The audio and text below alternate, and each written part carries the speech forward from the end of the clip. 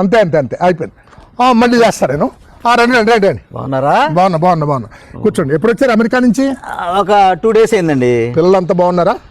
పిల్లలందరూ బాగానే ఉన్నారు, కానీ మీ పొలిటికల్ లైఫ్ ఎలా ఉంది ఇప్పుడు? నా పొలిటికల్ లైఫా ఏం చెప్తానండి, ఈ మధ్య 50 crores శాంక్షన్ చేశారు.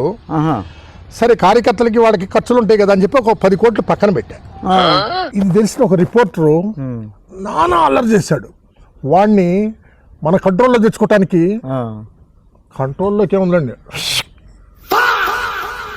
చేయటం కోసం 2 కోట్లు ఖర్చు అయింది. దీన్ని మళ్ళీ కేసు అవుద్ది కదా. అవును, అవుద్ది. దీన్ని జ్యుడిషియరీ అంతా మెయింటైన్ చేయడం కోసం అడ్వకేట్స్కి వీళ్ళందరికీ ఫీజులు మీకు తెలియదు ఏముంది, 8 కోట్లు ఖర్చు అయింది. మొత్తం 10 కోట్లు అయిపోయింది అక్కడికి. అవును. ఇక ప్రతిపక్షాల వాళ్ళు తగులుకున్నారు. వాళ్ళందరికీ ఒక 15 కోట్లు పందారం. అంటే ఎంత? 25 కోట్లు అయింది. సరే, ప్రతిపక్షాల వాళ్ళు తగులుకున్నారు కదా అని చెప్పి మీడియా వాళ్ళు ఊరుకుంటారా? ఊరుకోరు. మీడియా వాళ్ళు ఎన్ని ఛానల్స్ ఉంటాయో మీకు తెలుసు కదా. వాళ్ళంతా వచ్చి మాకు 10 కోట్లు ఇస్తే కానీ మేము వదిలిపెట్టాం, లేకపోతే మాత్రం ఊరుకోమని చెప్పి నానా హంగామా చేశారు.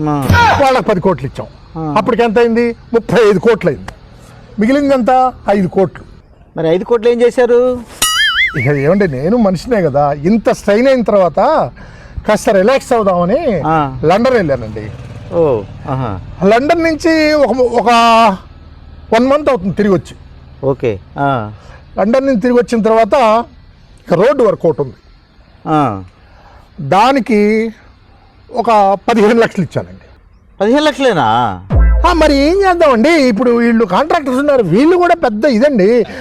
గ్రావెల్ కావాలంటారు, ఇసుక కావాలంటారు, రోడ్ రోలర్ కావాలంటారు, ఇక తప్పదు కదా. అందుకని 15 లక్షలు ఇచ్చేసి కాదండి, తల బొప్పి గట్టిపోయిందండి.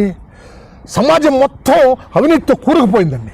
అరే, ప్రజలకి ఇంత సేవ చేద్దామంటే ఎక్కడ చూడండి అవినీతి, ఎక్కడ చూడండి అవినీతి.